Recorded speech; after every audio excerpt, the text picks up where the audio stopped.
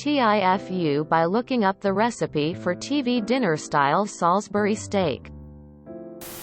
15 minutes ago. Still crying. I decided to see what the copycat recipe for the 70s version of Salisbury steak TV dinner has in it. I Googled and looked at the images of the old boxes and all hell broke loose. Here's some background. In the 1970s, my mom made me TV dinners once in a while. I loved them. Chicken was okay. Turkey was ace. And my favorite was Salisbury steak. I haven't eaten a TV dinner in decades. Haven't seen one either since I moved out of the US a while ago. So I had a look at the box. And the image just brought back all these memories of driving to the grocer's. And my mother baking these things up. And she was happy not to cook from scratch, and I was happy to eat it. I was like 5. And it was all so nice. And then I just started crying into a big puddle on my desk. I loved my mother. She died 9 years ago. TLDR. I looked at old TV dinner boxes while searching for a recipe, and I thought about my mom. And I can't stop crying. Edit. Thank you all very much for the kind responses. They helped. Edit. Yesterday was a really hard thing. And I'm really grateful for all the kindness. I'm humbled by it. Thank you all. So sorry to hear that. My mom also died. And I find myself breaking out in tears. Too. It's normal and part of the healing process. Any time around holidays are really hard for me. Birthdays. Anniversaries. Too. Because I think a lot of the things we used to do together. She was a great cook and baker. I learned how to cook from her from the time I could stand on a stool next to her. I really miss her advice and wise counsel. I truly miss the way she used to listen to me and hold me as I cried in her arms when I was upset about something. Sometimes it's just very difficult to imagine my life without her. But time moves on. I say a little prayer at night. I tell my mom how much I love and respect her and how much I appreciate her. It helps me. I used to wake up almost every single day crying. But I don't do that much anymore since I started saying this nightly prayer to her. Maybe it will help you? And I know that she raised me to be very strong. In so many ways, I would not be where I am without her. And I'm sure your mom feels the same way about you. It gets better over time. I have heard. Virtual hugs. Definitely not a foo. It was a fond memory that you loved. And helped you remember your mom in a new way. And remind you just how much you loved her. And how much she meant to you. Don't ever regret those moments. They're the purest form of love. And will hit you out of nowhere. Let it out. Share those memories. This world needs more positivity and love. And your mom had a lot to share, it seems. Damn. I'm sorry, dude. That's part of real grief. It's not always crying at a funeral or stages of whatever. It's being hit by an emotional truck on a Wednesday morning out of nowhere. You'll always have those memories of her to share. Welcome them as they come. This recipe is a good place to start. IMHO. Substitute chicken stock for the water. I prefer the mushrooms small diced instead of sliced. I add a stalk of celery.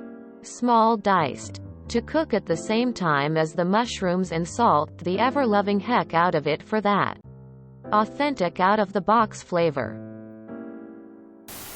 Sending you so much love. Been there myself. My mom passed away 23 years ago. And while I miss her every day, same as you, I am sure, certain things will come up or happen where it just hits like a ton of bricks. Heart love causes such great pain. Because of such great joy. Wishing you more smiles than tears, heart. Now think about chicken pot pies and the burn on the roof of your mouth when you took a bite too soon and that steaming hot gravy burned you down. My 32F. Dad passed just before my 17th birthday. We used to always go to a store called Woods because their bakery made really good brownies. Every Sunday when he was off work, we went and got McDonald's breakfast and stopped by Woods to pick up brownies.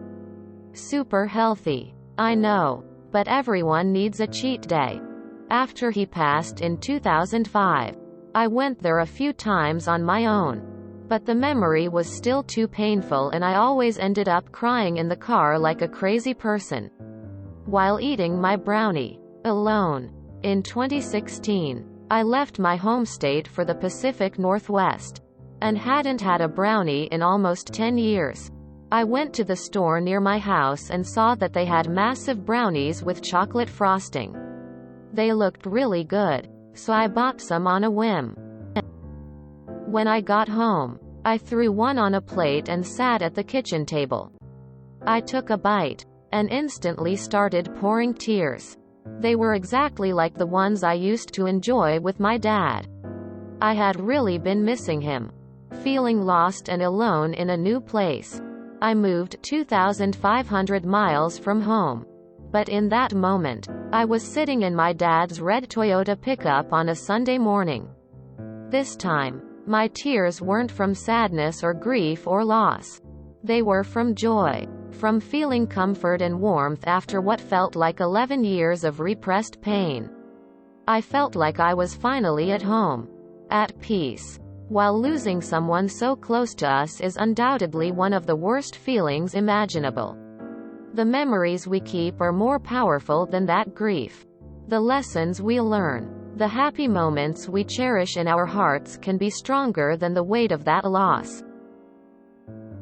In our most uncertain hours, we can call them back with pictures, with smells. I hope that in time, you can find peace with the things that recall that sadness in this moment, and instead use them as tools to banish the grief instead of allowing it to reopen the wound. It'll be okay. Op. Oh God, I'm tearing up already. You didn't fuck up. Think of it as a stroll through memory lane. What a wonderful memory. I hope I'm doing a good enough job as a mom that my son will cry over something as trivial but to him meaningful when he's grown up and I'm gone.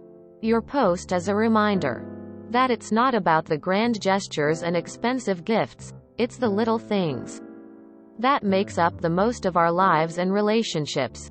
Your post really touched my heart. They say that grief is love persevering. This should be in R. Made me cry. My mom was a nurse. Raised 3 kids with little help. We were pretty bratty kids too. She's been gone the past 10 years. We went though lots of the turkey and Salisbury steak. I don't think we bought the chick ones very often. It's been decades but I still recall the flavors, the package, and the items inside. Sitting at our TV trays in front of the black and white TV, aluminum foil on the rabbit ears. Thanks for the memory. I completely understand and my heart goes out to you. I'm actually crying as I write this. I know it doesn't seem comparable, but I lost my great-grandmother. We called her Nani some time ago. I have no words to describe how close we were and can only be thankful that she lived long enough to make a lasting impression on my son, her great-great-grandson. Nani was an amazing cook and many of her unique recipes have been passed down through my family. One such recipe was this unreal potato salad she used to make. There's no mayo and the closest thing I can find on the internet is Greek potato salad. My family usually gathers for holidays. But when Easter 2020 rolled around we were social distancing for COVID. Each household in my family put together a family-sized meal for each other household in the family. And we dropped the care packages on porches for Easter. As I was cooking, one of the items that I made was her potato salad and I made approximately 20 pounds of it so I would Have enough for a good-sized batch per household. When it was done, I looked down at all of it and it was so ridiculous that my first thought was that I had to snap a photo and show Nani. For that one moment, I had forgotten she was gone. Once I caught myself, I sobbed for a good 30 minutes. I miss her so much. I'm so sorry to hear that. But it's okay to still cry. My mom died in December. And I still get those random moments where my throat tightens. And sometimes I do need to just cry. I heard a great analogy. Best with a visual. But alas. Image your brain space or emotional capacity as a box with a red button on a wall inside it. The button is what triggers your pain for the loss. Also inside it is a big ball. It's inflated when the tragedy happens. And it constantly is pressing that button. As time goes on, the size of the grief ball does decrease. But it's bouncing around in the box. And it still hits the button. Just not as often. But that button didn't change. And when it does get pressed, it hurts just as much as when the grief is new. And the ball is big and taking up most of your bandwidth. Healing happens. But it doesn't mean grief completely leaves us. Let yourself cry. For me at least, it's more cathartic than choking it back. Hugs to you. Every now and then, something hits your battleship just right. And opens up things you thought you had safely stowed and locked away in the little hardened parts of your heart. And it can be months, years or decades later when everything comes together right to make you lose it. It is okay. You lock it away so you can deal with it when you can deal with it, and just because you've now dealt with it doesn't mean you're done with dealing with it. It is what it means to be human. I am sorry for your loss. I am glad you had a chance to grieve over something you shared with your mother. I hope it helps you heal. Dang. It sucks, but these things happen in life. I pray for you and your family's happiness and health.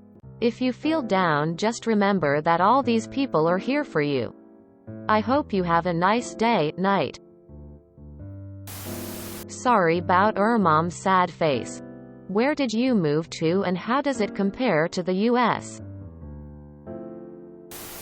Sorry for your loss. My father has been gone 10 plus YRS and I am constantly reminded of him almost every day. Let your emotions run. You haven't fucked up today, emo. And yes, Salisbury is the best TV dinner. Grin. Not a foo. Less than 3. Not a copycat, but this recipe is good. https www.allrecipes.com/recipe/2809001/chef-johns-salisbury-steak/. Yay, there are times, even 12 years later, that I have similar reactions. Internet hugs. If you enjoyed this video, please check out our playlists full of similar content. Epic Haircast is like doom scrolling for your ears. Please like, share, and subscribe.